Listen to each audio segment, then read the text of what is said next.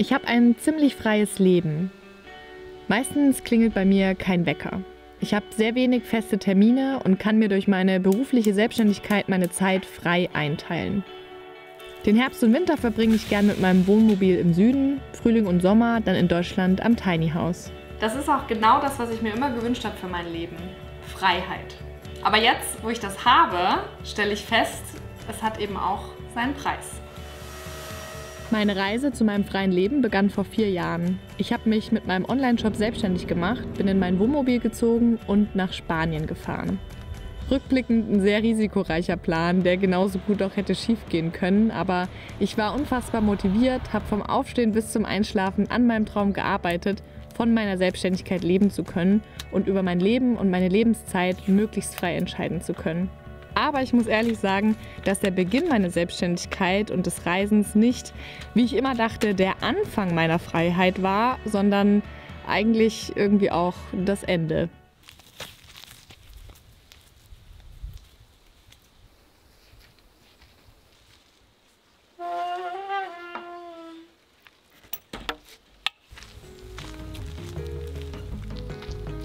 Ich dachte, für mein freies Leben muss ich mich selbstständig machen und auch in einem Wohnmobil wohnen und reisen. Das war irgendwie das Bild von Freiheit, was ich in meinem Kopf hatte.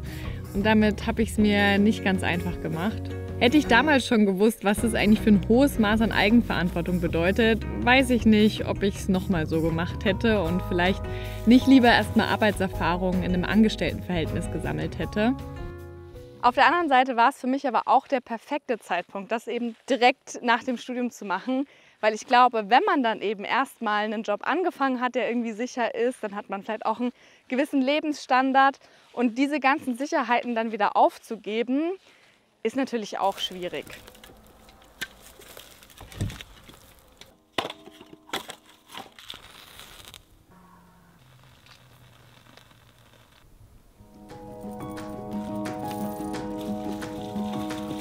Und auch das Leben im Wohnmobil ist gar nicht so frei, wie ich mir das vorgestellt habe. Klar kann man jeden Abend frei entscheiden, wo man stehen möchte, aber genau das kann auch schnell zur Last werden, weil man oft irgendwie nach dem perfekten Platz sucht und dann wird es aber doch meistens eher ein Kompromiss und man hat nicht so richtig einen Rückzugsort. Deswegen habe ich seit 2 Jahren auch eine Base in Deutschland, das Tiny House. Ein kleines Häuschen in Alleinlage am Waldrand. Ein absolutes Paradies. Eigentlich. Naja, die Realität ist aber, dass hier eine Sache fehlt. Menschen. So idyllisch wie es hier auch ist, ist es halt einfach auch die perfekte Grundlage zur Vereinsamung. Ich muss sagen, die ersten Monate hier am Haus dachte ich wirklich so, wow, hier werde ich die nächsten Jahre wohnen, das wird meine Base. Aber dann habe ich total schnell gemerkt, dass es super einsam hier im Wald ist. Und ich bin halt auch so in meinen 20ern und da habe ich mich schon gefragt, ob das jetzt so die Lebensphase ist, in der man irgendwie so allein im Wald wohnt. Ich bin nicht so wirklich in einem System hier in Deutschland, weil ich halt keine Arbeitskollegen habe und dadurch, dass ich aber auch nicht immer hier bin, bin ich leider auch nicht wirklich in so einem Sportverein aktiv oder so. Also ich habe immer das Gefühl, ich kann nicht so richtig anfangen, weil ich halt so wenig hier bin.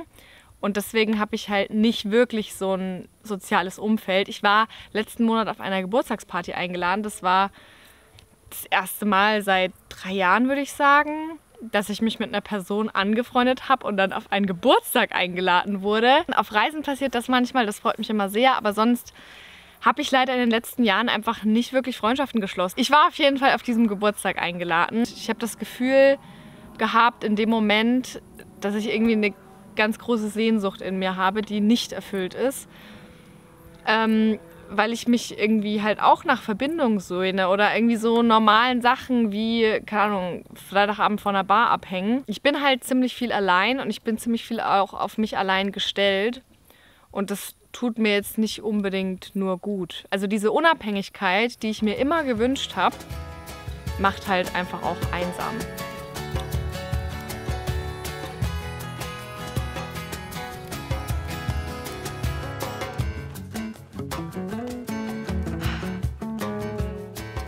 Anfang Juli habe ich mir 2 Wochen Urlaub genommen und ich bin ja echt viel auf Reisen, aber eigentlich immer mit der Kamera.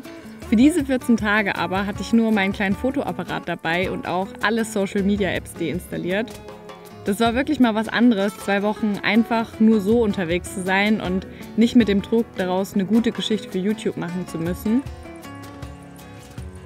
Ich konnte echt nicht so gut damit umgehen, auf einmal irgendwie nichts machen zu müssen. Irgendwie hatte ich die ganze Zeit das Gefühl, es fehlt was.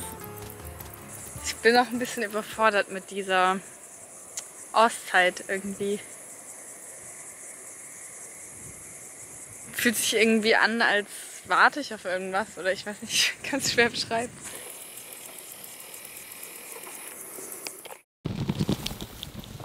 Ich habe mir in den letzten Jahren mein eigenes Grab geschaufelt. Ich wollte ein freies Leben und das habe ich auch in großen Teilen bekommen.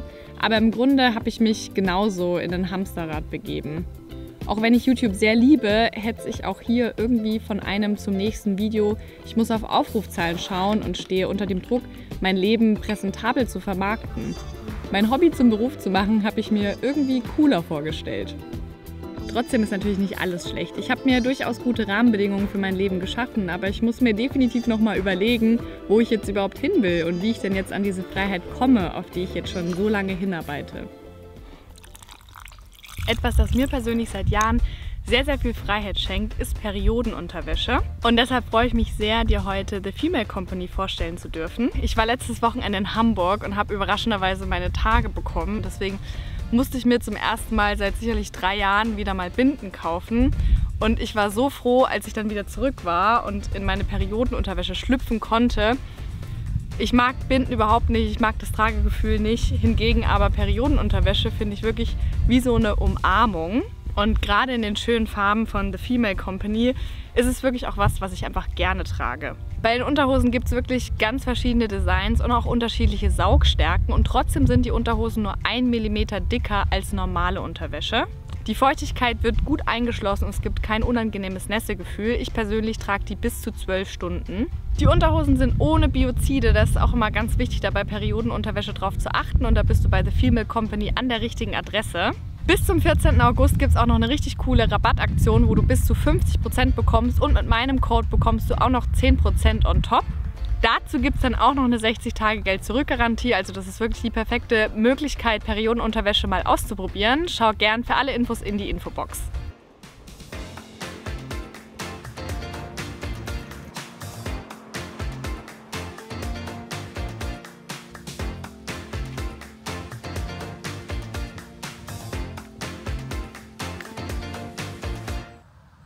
Ich habe mein Notizbuch dabei und ein Buch, das ich schon seit Monaten lese. Aber ich habe, um ehrlich zu sein, überhaupt gar keine Energie, was aufzuschreiben oder irgendwas zu lesen. Das ist richtig schade, aber es passiert mir einfach so oft, dass ich mich in meiner Freizeit dann irgendwie motivationslos oder ausgelaugt und ausgebrannt fühle, weil ich wirklich so alle Energie, die ich habe, stecke ich halt so in meine berufliche Selbstverwirklichung mit YouTube-Videos oder mit dem Online-Shop, weil mir das einfach so wichtig ist.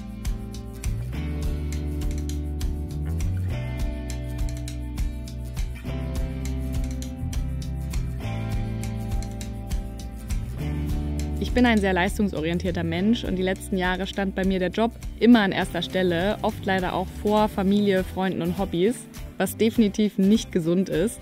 Aber ein Stück weit muss ich natürlich meinen Job auch priorisieren, weil ich natürlich darauf angewiesen bin. Und gerade die ersten Jahre einer Selbstständigkeit sind anstrengend. Toller Ausflug. Aber unterm Strich frage ich mich schon manchmal, ob es das alles wert ist und ich nicht vielleicht in einem Leben als Angestellte mit festen Arbeitszeiten und Feierabend glücklicher wäre und vielleicht mich sogar irgendwie auch freier fühlen würde.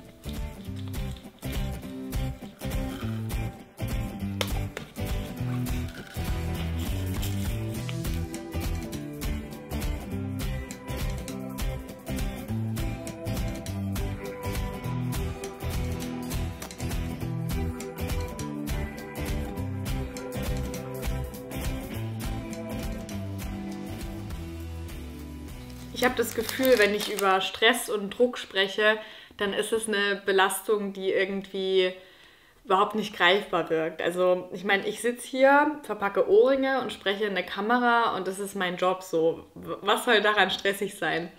Und es ist auch nicht die reine Arbeitszeit, die irgendwie extrem viel ist. Ich arbeite garantiert keine 12 Stunden am Tag. Es ist halt eher so diese konstante Belastung. Jeder, der selbstständig ist, der kennt das. Es gibt einfach so viele To-Dos und ich habe eine ganze Liste an Dingen, die ich am besten schon hätte gestern erledigen sollen. Ich merke diese Belastung körperlich tatsächlich. Also ich fühle mich oft einfach angespannt und irgendwie verspannt und das ist kein schönes Gefühl.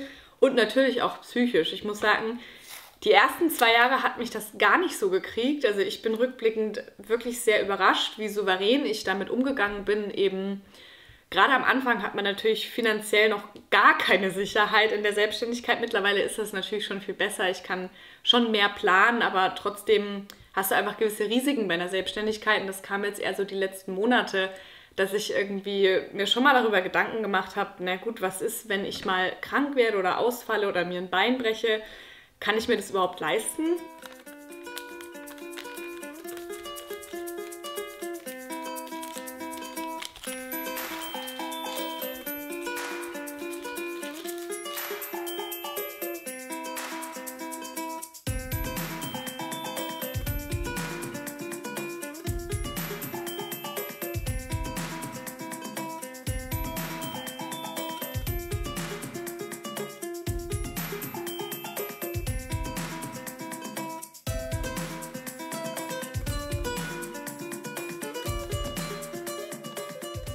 Ich war gerade fertig hier mit den Bestellungen und habe was sehr Ungutes gehört.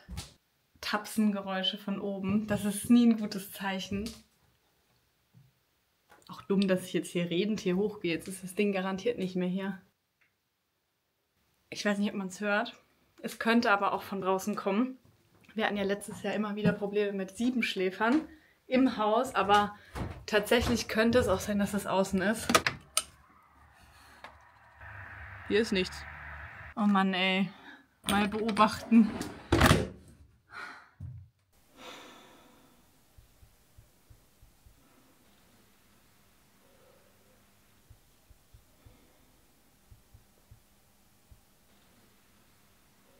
In 4 Tagen endet die Deadline von einer Bewerbungsfrist, von einem Job, den ich online gesehen habe. Ganz zufällig, ich habe nicht danach gesucht oder so und das hat ziemlich gut gepasst. Ich habe immer mal wieder schon überlegt, ob ich mich auf einen Teilzeitjob oder so noch bewerben möchte. Jetzt mal unter der Voraussetzung, dass ich da erstmal auch angenommen werden müsste, wäre das für mich schon ziemlich krass, weil dann würde ich ja im Prinzip, müsste ich dann gerade YouTube eigentlich sehr reduzieren, wenn nicht sogar aufhören. Dann wäre es wieder mehr ein Hobby, was, glaube ich, meinen Videos irgendwie gut tun würde. Also ich fände es voll cool, wenn ich finanziell jetzt nicht auf YouTube angewiesen wäre, weil man dann natürlich irgendwie einen anderen kreativen Flow hat, als wenn man irgendwie auch noch so ein bisschen wirtschaftlich denken muss. Und das wäre cool. Auf der anderen Seite habe ich schon das Gefühl, dass ich dann ein bisschen das Potenzial auch vielleicht von dem Kanal irgendwie ein bisschen verschwenden würde. Ich bin jetzt auch schon so weit gekommen irgendwie in meiner Selbstständigkeit und bin da total stolz drauf, dass ich mir da aufgebaut habe. Und jetzt einfach zu sagen, nö, du, ich arbeite jetzt hier doch Teilzeit für irgendein Unternehmen. Es wär krass auf jeden Fall. Ich meine, ich hätte dann irgendwie monatlich voll die Sicherheit, was für mich absolut neu wäre, irgendwie zu wissen, was am Ende des Monats da aufs Konto kommt. Auch ein bisschen langweilig, oder? Ist ein bisschen langweilig. Ich weiß nicht. Wird mir das Adrenalin ja wieder fehlen. Oh Mann. Ich weiß es wirklich nicht, ob ich mich da jetzt bewerben werde. Ich glaube, das wird so am Abend vorher sich entscheiden. Aber jetzt gerade kriege ich da irgendwie... Nee, kriege ich da gerade keinen Draht zu.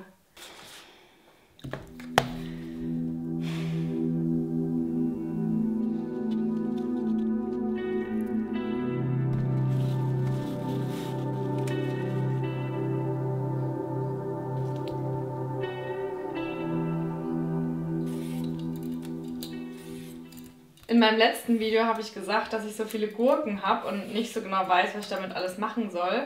Dann wurde mir mehrfach eine Gurkensuppe empfohlen. Also die isst man auch kalt. Und ich muss ehrlich sagen, ich bin mehr als skeptisch, aber ich probiere es jetzt mal aus. Ich habe ein freies Leben lange an äußeren Umständen festgemacht. Ich dachte, ein Wohnmobil, ein Haus oder mein ortsunabhängiger Job geben mir Freiheit. Dabei schaffen sie mir nur die Rahmenbedingungen, die zwar ein freies Leben begünstigen, aber auch nicht garantieren. Das Gefühl von Freiheit entsteht im Kopf und nicht durch ein Auto, ein Haus, einen Job oder einen bestimmten Lifestyle. Ich weiß mittlerweile, was für mich Freiheit ist. Und das sind tatsächlich gar nicht mal die großen Dinge, sondern vielmehr mir einfach viel Zeit für einen Tee nehmen zu können, in der Sonne zu sitzen oder meine Großeltern auch mal länger als ein Wochenende besuchen zu können.